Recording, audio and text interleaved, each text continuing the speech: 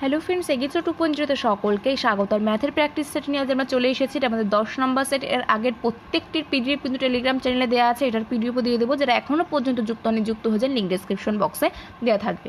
তো চলুন শুরু করবো। আর কোনো টাইম ওয়েস্ট করবো না। শুরু করার পূর্বে বলবো, যদি আমাদের চ্যানেলে কেউ নতুন হয়ে থাকেন, চ্যানেলকে অবশ্যই সাবস্ক্রাইব করে রাখুন আর এই ভিডিওটা প্রথম থেকে শেষ পর্যন্ত দেখতে থাকুন। তো চলুন দেখে নেবো ফার্স্ট কোশ্চেন কী বলছে। তো এখানে ফার্স্ট কোশ্চেন কী বলছে, একটি শহরের জনসংখ্যা 6000 জন, পুরুষের সংখ্যা 8% এবং মহিলার সংখ্যা 10% বৃদ্ধি পেলে জনসংখ্যা 6500 জন হবে। শহরে মহিলাদের সংখ্যা নির্ণয় করুন। অর্থাৎ ফার্স্টে এই 6000-এর মধ্যে মহিলা কতজন সেটা আমাদের নির্ণয় করতে বলেছে। তো এখন আমরা কি দেখতে পাচ্ছি, টোটাল জনসংখ্যার বৃদ্ধি কত হচ্ছে, 500।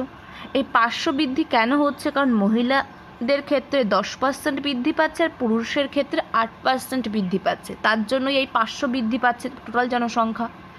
তাহলে এখানে কিন্তু আমরা এক্স ধরে করব না ক্যালকুলেশনের সুবিধার্থে, কারণ এক্ষেত্রে কিন্তু একটু লেন্দি হয়। আমরা কিন্তু এক্স ধরে করব না। এখানে আমরা দেখতে পাচ্ছি পুরুষের ক্ষেত্রে 8% বৃদ্ধি পাচ্ছে এবং মহিলার ক্ষেত্রে 10% বৃদ্ধি পাচ্ছে, যার ফলস্বরূপ টোটাল জনসংখ্যা 500 বৃদ্ধি পাচ্ছে। এটা আমরা বলতে পারি। তাহলে এই 10টাকে আমরা কীভাবে লিখতে পারি, 8 + 2 পার্সেন্টেজ। তাহলে এখান থেকে যদি আমরা 8 কমন নিই, 8% কমন নিই, কী পাবো, এম প্লাস এফ মানে টোটাল জনসংখ্যা কত, 6000 বলা ছিল, plus 2% into F equal to 500। তাহলে এম প্লাস এফ এর মান কত হচ্ছে, 6000 ইন্টু 8% মানে 8/100। দুটো জিরো আউট হচ্ছে, এখানে টোটাল হচ্ছে 480। যদি সমীকরণের ডান সাইডে নিয়ে যায় 480-কে, তাহলে কি আসবে সমীকরণটা, 2/100 ইন্টু এফ ইকুয়াল টু 20। তাহলে 2 দিয়ে 20 ক্যালকুলেশন করলে কত পাচ্ছি, 10। তাহলে এখানে এফ এর মান কত হয়ে যাচ্ছে, 1000।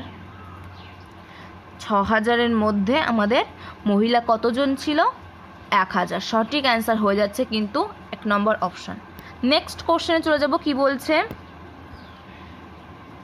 যদি কোনো দোকানদার ফল কেনা বেচায় 18% প্রতারণা করে, তাহলে তার লাভের শতাংশ নির্ণয় করুন। কোশ্চেনটা কিন্তু একটু বোঝার আছে, কারণ দোকানদার ফল কেনার ক্ষেত্রেও 18% প্রতারণা করছে, বেচার ক্ষেত্রেও 18% প্রতারণা করছে। এটা কিন্তু আমাদের খেয়াল রাখতে হবে।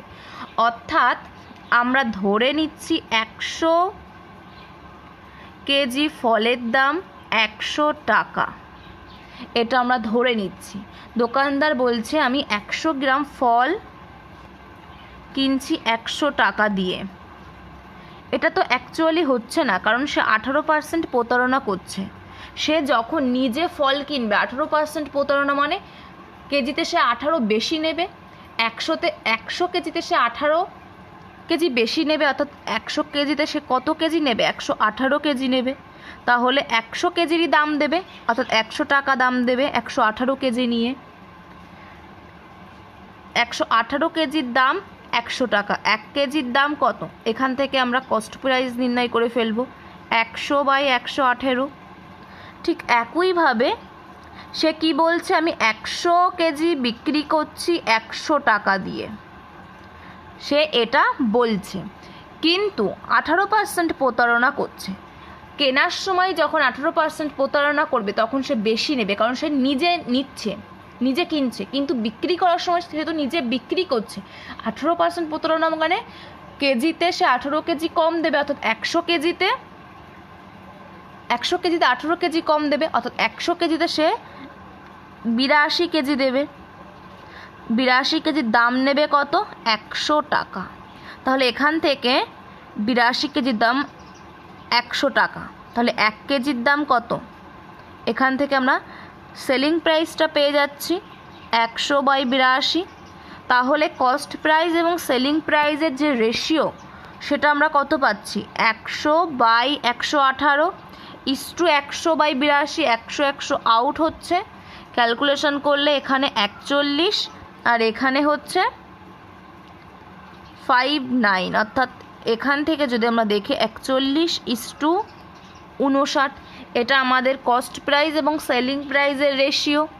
তাহলে এখানে যে দোকানদার তার কত লাভ হচ্ছে, কত ইউনিট লাভ করছে সে, 18 ইউনিট লাভ করছে। কত টাকার উপর? 41 টাকার উপর লাভ করছে, বাই 41 ইন্টু 100। এটার যদি ক্যালকুলেশন করি 43.90, এটাই আমাদের কিন্তু অ্যান্সার হবে। সঠিক অ্যান্সার হয়ে যাচ্ছে এখানে 3 নম্বর অপশান। তো এখানে একটু খেয়াল রাখবেন, এখানে কিন্তু কেনা বেচা উভয় ক্ষেত্রে 18% প্রতারণা করা হচ্ছে। তো নেক্সট কোশ্চেনে চলে যাব, কি বলছে,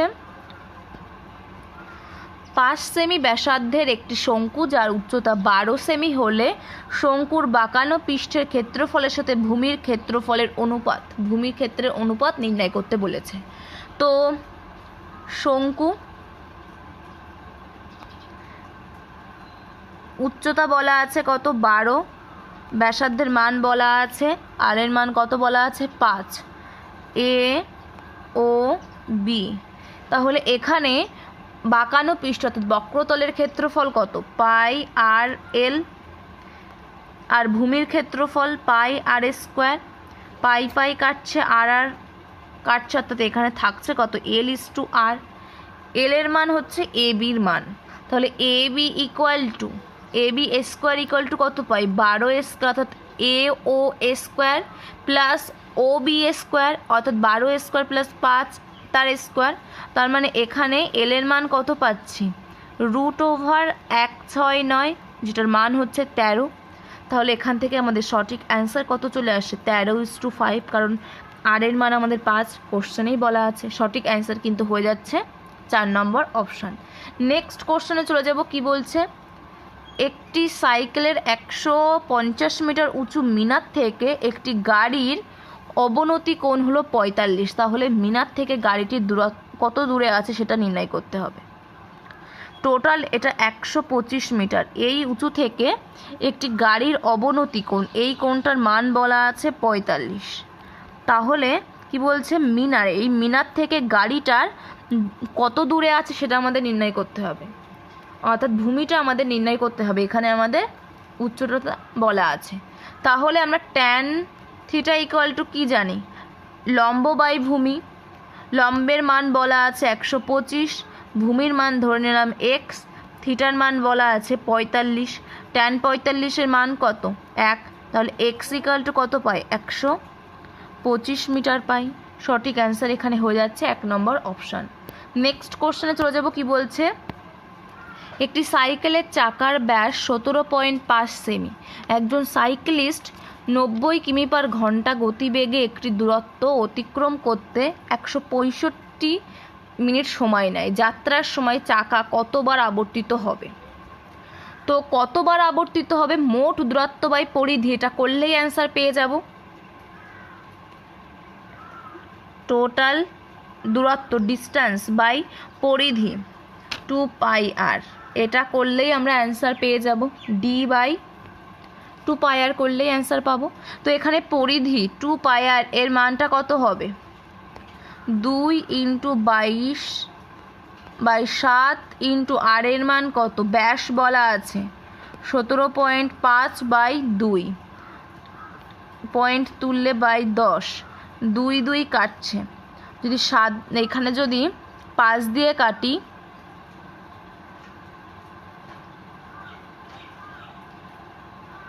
2 3 5, 7 দিয়ে কাটলে এখানে 5, 2 দিয়ে কাটলে এখানে 11। কিন্তু আরেকটি জিনিস আমাদের এখানে লক্ষ্য করতে হবে, এটা কিন্তু আমাদের সেমিতে আছে, এটা কিমি/ঘন্টাতে আছে, এটা আমাদের মিনিটে আছে, এবং তাহলে এইগুলো আমাদের সব সেম নিয়ে আসতে হবে। আমরা যদি মিটার/সেকেন্ডে নিয়ে আসি সমস্তটাই, তাহলে সেমিটাকে মিটারে নিয়ে আসতে হবে। নিয়ে আসতে গেলে ভাগ 100 করতে হবে আমাদের এখানে। তাহলে উপরে কত পাচ্ছি? 11, আর এখানে কত পাচ্ছি? 5। তাহলে 55/100, অর্থাৎ 0.55 এত মিটার এটা হয়ে যাচ্ছে। টোটাল ডিস্টেন্স কত? ডি ইকুয়াল টু আমরা কি জানি? S into T. এস এর মান কত? 90 কিমি পার আওয়ার, যেটাকে আমরা মিটার পার সেকেন্ডে নিয়ে আসবো 5/18। টি এর মান কত? 165 মিনিট, যেটাকে আমরা সেকেন্ডে নিয়ে যাব ইন্টু 60। তাহলে এখান থেকে যদি আমরা ক্যালকুলেশন করি, 18 দিয়ে কাটলাম 5, অর্থাৎ 5 5 25, আর এদিকে আছে 165 ইন্টু 60। টোটাল যদি গুণ করি আমরা এখানে পাবো, যেহেতু আমি আগে থেকে করে রেখেছিলাম, এখানে 2,47,500 এত মিটার পাবো। তো এখন আমাদের টোটাল ডিস্টেন্সটা বেরিয়ে গেল এবং আমাদের টোটাল যে পরিধিটাও বেরিয়ে গেছে। তাহলে এই যে ডিস্টেন্স বাই পরিধিটা করলেই আমরা অ্যান্সার পেয়ে যাব। অর্থাৎ এখানে 2,47,500 এটা ভাগ 0.55, এটা যদি করি অ্যান্সার পাবো 100। যদি আমরা 11 দিয়ে কাটি 5, এটা যদি 11 দিয়ে কাটি 2 2 5, 5 দিয়ে কাটলে 4 5, অর্থাৎ 45-এর পরে 4টে 0, যেটা আমাদের 3 নম্বর অপশন রাইট অ্যান্সার হচ্ছে, অর্থাৎ 4,50,000। নেক্সট কোশ্চেনে চলে যাব। কি বলছে এখানে? আমাদের সঠিক অ্যান্সার 3 নম্বর অপশন। নেক্সট কোশ্চেন কি বলছে? দুটি নল এ এবং বি একসাথে 6 ঘন্টায় একটি ট্যাঙ্ক পূর্ণ করতে পারে। নল এ যদি নল বি এর চেয়ে 5 ঘন্টা দ্রুত পূর্ণ করতে পারে, তবে নল বি একা কত ঘন্টার মধ্যে ট্যাঙ্কটি পূর্ণ করতে পারবে সেটা আমাদের নির্ণয় করতে হবে। তো এখানে বলা আছে এ আর বি 6 ঘন্টায় পূর্ণ করতে পারে, অর্থাৎ 6 ঘন্টায় 1 ইউনিট পূর্ণ করছে। তাহলে এখান থেকে আমরা 1 ঘন্টায় কত ইউনিট পূর্ণ করবে? 1/6 অংশ এটা পূর্ণ করবে, 1/6 অংশ পূর্ণ করবে। টোটাল এ আর বি মিলে 1 ঘন্টায় 1/6 অংশ পূর্ণ করছে। এরপর কি বলছে? বি যদি x ঘন্টায় পূর্ণ করতে পারে, তাহলে এ পূর্ণ করতে পারবে x-5 ঘন্টায়, অর্থাৎ বি x ঘন্টায় 1 অংশ পূর্ণ করে।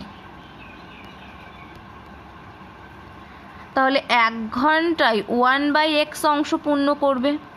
ঠিক একইভাবে এ 1 ঘন্টায় 1/x-5 অংশ পূর্ণ করবে। তাহলে এখান থেকে আমরা বলতে পারি 1/x plus 1/x-5 equal to 1/6। Total A আর বি মিলে 1 ঘন্টায় এত অংশ পূর্ণ করছে, যেটা আমাদের কোশ্চেনে বলা আছে 1/6-এর সমান। তাহলে এখান থেকে আমরা ক্যালকুলেশন করে মানটা নির্ণয় করে ফেলতে পারি।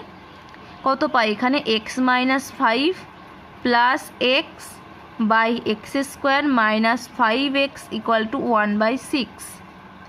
এটা যদি আমরা ক্লিয়ার করি,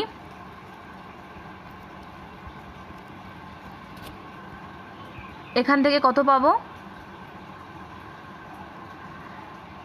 x প্লাস এক্স 2x, 6 দিয়ে গুণ করলে 12 into x minus 30 equal to x² minus 5 into x² minus 17 into x plus 30 equal to 0। 30কে যদি আমরা ভাঙি 15 যোগ 15 দু কোনো 30, অর্থাৎ 15 যোগ 2 করে পাবো 17। যেহেতু এর আগে মাইনাস চিহ্ন আছে, তাহলে -15 মাইনাস 2 এটা এইভাবে লিখতে পারবো। তাহলে এক্সের মান এখানে মাইনাস আছে, বিপরীত চিহ্ন হয়ে যাবে, 15 আর 2 হয়ে যাবে। তো এখন আমরা বি এর মান ধরেছিলাম এক্স, অর্থাৎ বি x ঘন্টায় 1 অংশ পূর্ণ করে। তাহলে বি 2 ঘন্টায় 1 অংশ পূর্ণ করবে। তাহলে এ কত ঘন্টায় পূর্ণ করবে? 2 - 5, যেটা -3 হচ্ছে, কিন্তু সময় কখনো ঋণাত্মক হয় না, এটা আমরা জানি। তাহলে এক্সের মান 2, এটা আমরা গ্রহণ করতে পারবো না। তাহলে এক্সের মান কত হয়ে যাবে? 15। বি একা কত ঘন্টার মধ্যে ট্যাঙ্কটি পূর্ণ করতে পারে? 15 ঘন্টা। সঠিক অ্যান্সার হয়ে যাবে 4 নম্বর অপশান। নেক্সট কোশ্চেনে চলে যাব। কি বলছে, একটি চোঙের ভূমির ব্যাস বলা আছে 35 সেমি এবং এর বক্রপৃষ্ঠের ক্ষেত্রফল বলা আছে 3080 সেমি স্কোয়ার। চোঙের আয়তন কত হবে সেটাই আমাদের নির্ণয় করতে হবে। তো এখানে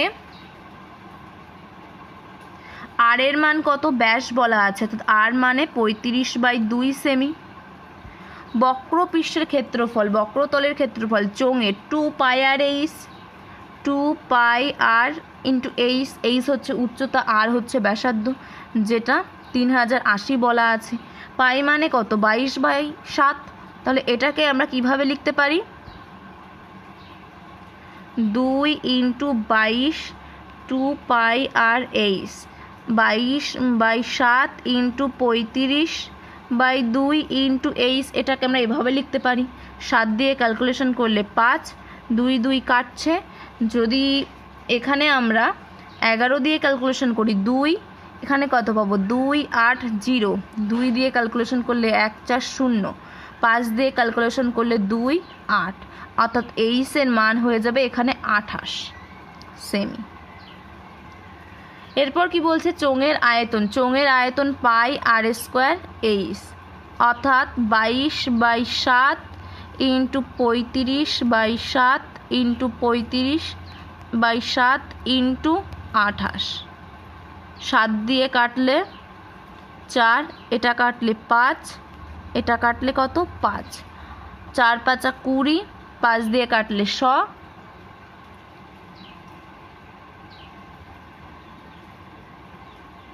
একটু ভুল বললাম এখানে, এটা 35/2 হয়ে যাবে, এটা 35/2।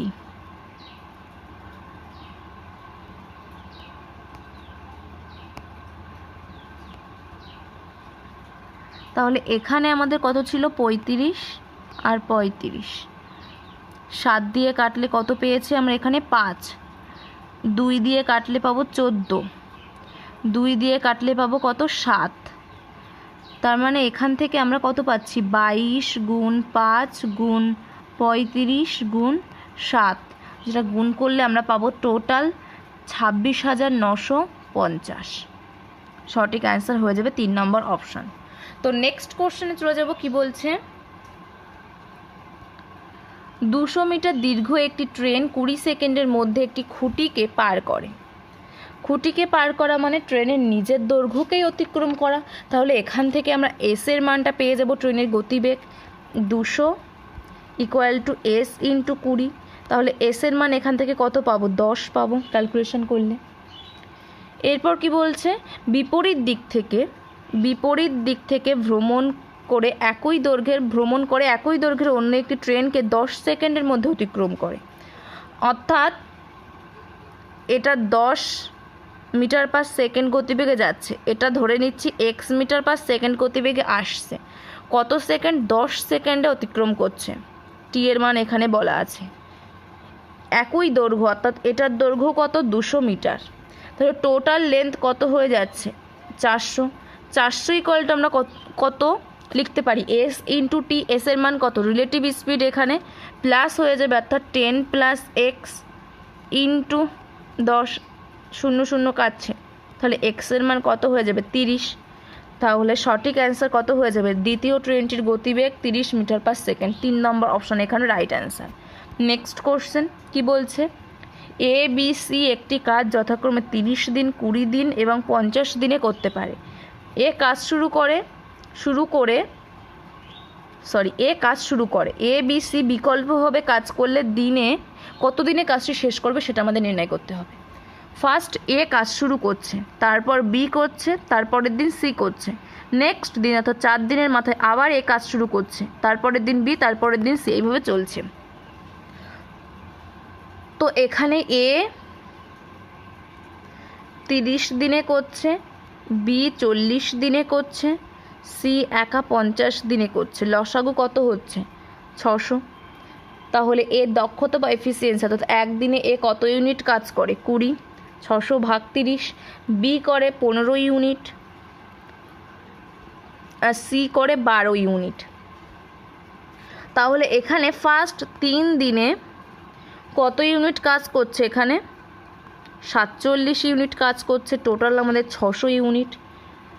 এখন যদি এটাকে আমরা 12 দিয়ে গুণ করি, 36 দিনে আমাদের এখানে টোটাল 564 ইউনিট কিন্তু কাজ হয়ে যাবে। নেক্সট, যেহেতু 36 দিন সি এর এখানে এসে শেষ হচ্ছে, নেক্সট দিন আবার এ কাজ শুরু করবে, অর্থাৎ 37 দিনের মাথায় 20 ইউনিট কাজ কমপ্লিট হবে। টোটাল এখানে তাহলে কত ইউনিট কাজ কমপ্লিট হচ্ছে? 584 ইউনিট। এটা হচ্ছে 37 দিনে। 38 দিনে আবার কত ইউনিট কাজ কমপ্লিট হবে? অর্থাৎ বি কাজ করবে 38 দিনের মাথায়,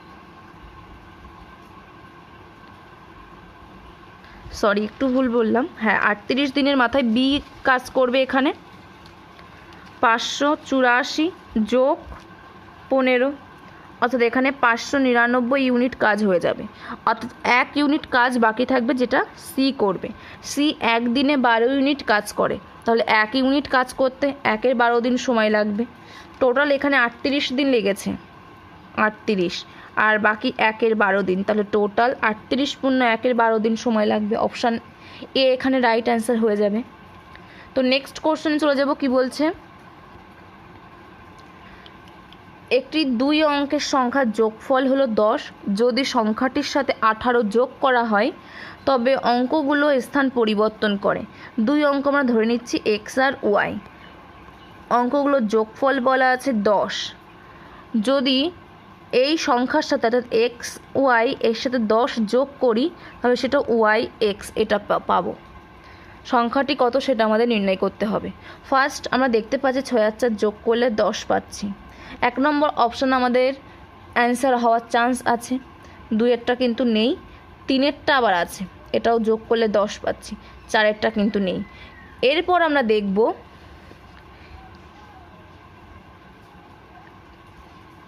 এখানে একটু ভুল বলেছে, 18 যোগ করলে, এখানে 18 যোগ করলে কিন্তু ওয়াই এক্স এটা পাবো। তাহলে এটা আমরা দেখব 46-এর সাথে 18 যোগ করলে আমাদের 64 আসে কিনা। তো হ্যাঁ, এটা আমাদের 64 চলে আসছে, তাহলে এখানে কিন্তু আমাদের সঠিক অ্যান্সার হয়ে যাবে 1 নম্বর অপশান। বাট এখানে যদি আমরা 37-এর সাথে 18 যোগ করি আমাদের কত আসছে? এখানে 55, যেটা কিন্তু আমাদের 73 আসছে না, তাহলে এখানে 3 নম্বর অপশান আমাদের অ্যান্সার হবে না। সঠিক অ্যান্সার কত হয়ে যাবে আমাদের? এখানে 1 নম্বর অপশান। নেক্সট কোশ্চেনে চলে যাব। কি বলছে? 2 জন পুরুষ এবং 3 জন মহিলা 6 দিনে একটি কাজ করতে পারে। 3 জন পুরুষ, এটা 3 জন পুরুষ এবং 9 জন মহিলা 3 দিনের মধ্যে ওই কাজটি করতে পারে। কতজন পুরুষ 12 জন মহিলার সমান একই পরিমাণ কাজ করতে পারবে সেটা আমাদের নির্ণয় করতে হবে। তাহলে 2 জন পুরুষ এবং 3 জন মহিলা 6 দিনে কাজ করতে পারছে, অর্থাৎ টোটাল ওয়ার্ক আমাদের কত হয়ে যাচ্ছে? 2 জন পুরুষের এফিসিয়েন্সি আর 3 জন মহিলার এফিসিয়েন্সি যোগ করে যদি 6 দিয়ে গুণ করি টোটাল ওয়ার্ক পেয়ে যাব। ঠিক একইভাবে 3 জন পুরুষের এফিসিয়েন্সি এবং 9 জন মহিলার এফিসিয়েন্সি ইন্টু 3 করলে আমরা টোটাল ওয়ার্ক পেয়ে যাব। যেহেতু কাজটা সেম, টোটাল ওয়ার্কও আমাদের সেম হওয়া উচিত। তাহলে এখান থেকে যদি আমরা ক্যালকুলেশন করি এখান থেকে কত পাবো? 4 জন 4 into M plus 6 into F plus 3m plus 9f। তাহলে এখান থেকে আমরা পাবো m ইকুয়াল টু 3f। কি বলছে? 12 জন মহিলা, এখানে আমরা 3 জন মহিলা ইকুয়াল টু 1 জন পুরুষ পেয়েছি। 12 করতে গেলে আমাদের 4 দিয়ে গুণ করতে হবে, অর্থাৎ 12 জন মহিলা ইকুয়াল টু 4 জন পুরুষ হয়ে যাবে। সঠিক অ্যান্সার এখানে হয়ে যাবে কত? 2 নম্বর অপশান। নেক্সট কোশ্চেনে চলে যাব। কি বলছে? রাম তার আয়ের 75% ব্যয় করে এবং প্রতি মাসে 1500 টাকা সঞ্চয় করতে পারে। রামের বার্ষিক আয় কত? মাসে 75% ব্যয় করছে। ইনকাম ইকুয়াল টু আমরা কি জানি? Expenditure plus savings.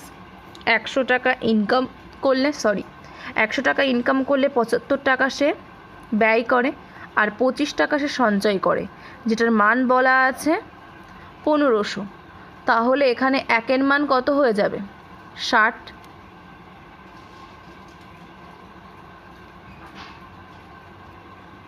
তাহলে 100-র মান কত হয়ে যাবে? 6000, অর্থাৎ তার মাসিক আয় কত? 6000। বার্ষিক আয় নির্ণয় করতে বলেছে। 6000 × 12 অর্থাৎ 72,000 তার বার্ষিক আয় হয়ে যাবে।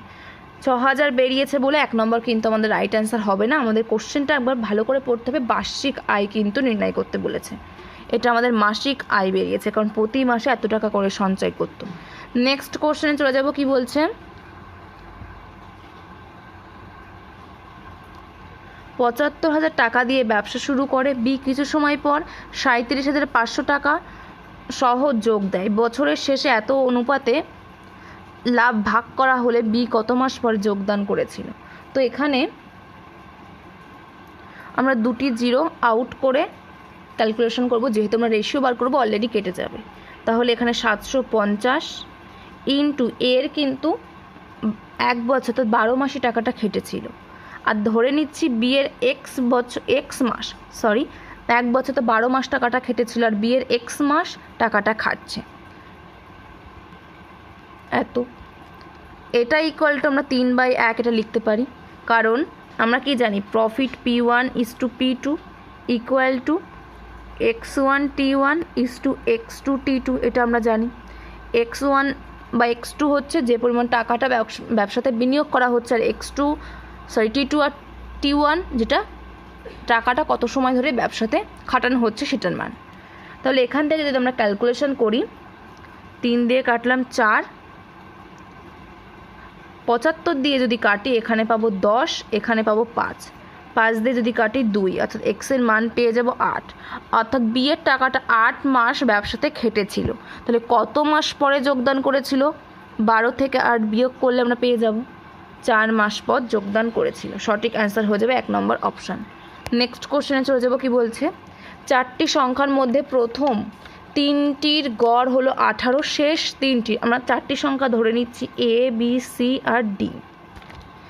এখানে প্রথম 3টির গড় অর্থাৎ A + B + C, এদের মান কত হয়ে যাবে? 18 × 3 অর্থাৎ 54। এরপর কি বলছে? শেষ 3টি সংখ্যার গড় অর্থাৎ B + C + D equal to কত হয়ে যাবে? 14 × 3 অর্থাৎ 42। শেষ সংখ্যার যোগফল হচ্ছে 16। প্রথম এবং শেষ সংখ্যার যোগফল 16, অর্থাৎ A + D এর মান হচ্ছে 16।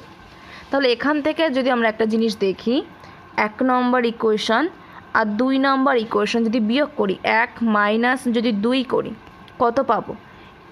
A - D পাবো ইকুয়াল টু 12 পাবো। আর এখানে আমাদের A + D এর মান বলা আছে 16, তাহলে শেষের সংখ্যাটি কত? D এর মান কত হয়ে যাবে?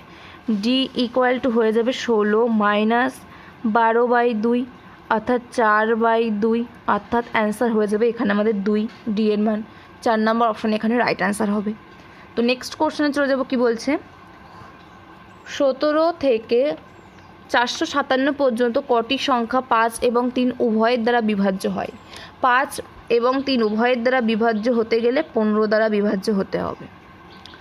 তাহলে 17 থেকে 457 এর মধ্যে কটি সংখ্যা 15 দ্বারা বিভাজ্য সেটাই আমাদের নির্ণয় করলে অ্যান্সার পেয়ে যাব।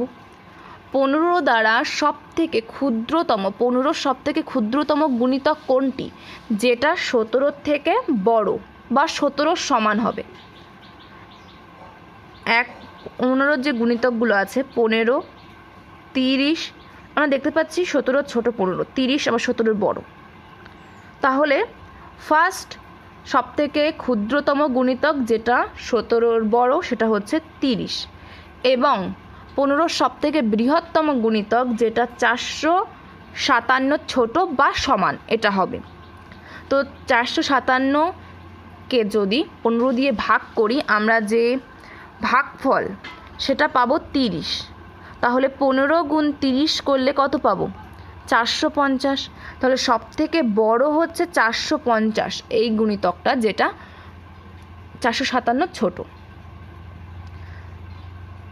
এখন 15 দ্বারা বিভাজ্য সংখ্যা কটি সেটা নির্ণয় করে ফেলবো সহজেই। 450 - 3 বিয়োগ করব 420 ভাগ 15 প্লাস 1, এটা করলেই আমরা কিন্তু অ্যান্সার পেয়ে যাব, অর্থাৎ 28 প্লাস 1 অর্থাৎ 29 কিন্তু আমাদের সঠিক অ্যান্সার হচ্ছে 1 নম্বর অপশান। তো এই হচ্ছে আজকের কোশ্চেন যেগুলো নিয়ে আলোচনা করলাম। টোটাল 15টি কোশ্চেন ছিল। তো যদি ভিডিওটা ভালো লেগে থাকে অবশ্যই একটু লাইক করবেন, বন্ধুদের মধ্যে শেয়ার করবেন। আর এখানেই শেষ করবো আজকের ভিডিওটা। নেক্সট ভিডিওতে আমাদের আবার দেখা হচ্ছে। Thank you, good bye.